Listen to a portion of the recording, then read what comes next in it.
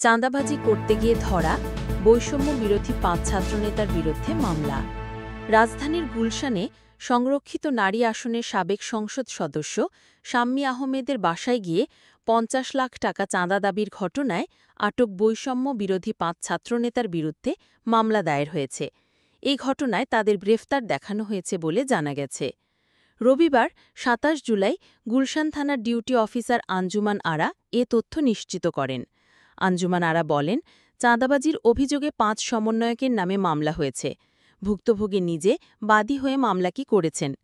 গ্রেফতার দেখানো হয়েছে কিনা জানতে চাইলে তিনি বলেন, মামলা যেহেতু হয়েছে অবশ্যই তাদের গ্রেফতার দেখানো হয়েছে।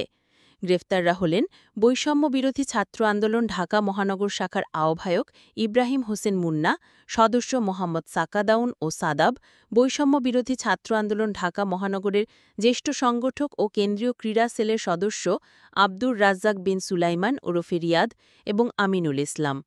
শনিবার ২৬ জুলাই রাজধানীর গুলশানে সংরক্ষিত নারী আসনের সাবেক সংসদ সদস্য শাম্মী আহমেদের বাসায় গিয়ে ৫০ লাখ টাকা চাঁদা দাবির অভিযোগে ৫ যুবককে আটক করে পুলিশ।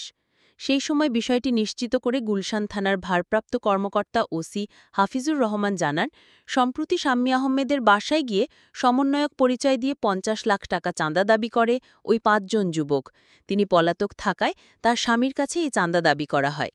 কয়েকদিন আগে তারা ওই বাসায় গিয়ে ১০ লাখ টাকা নিয়ে আসে। আজ রাত ৮টার সময় তারা আবার ওই বাসায় যায় স্বর্ণালঙ্কার আনতে। সেই সময় বাড়ির লোকজন পুলিশকে খবর দিলে রিয়াদসহ সমন্বয়ক পরিচয় দেওয়া ৫ জনকে আটক করে থানায় নিয়ে আসা হয়। ঘটনাটি তদন্ত করছি। আটক হওয়া সবাইকে জিজ্ঞাসাবাদ করে বিষয়টি জানার চেষ্টা করছি।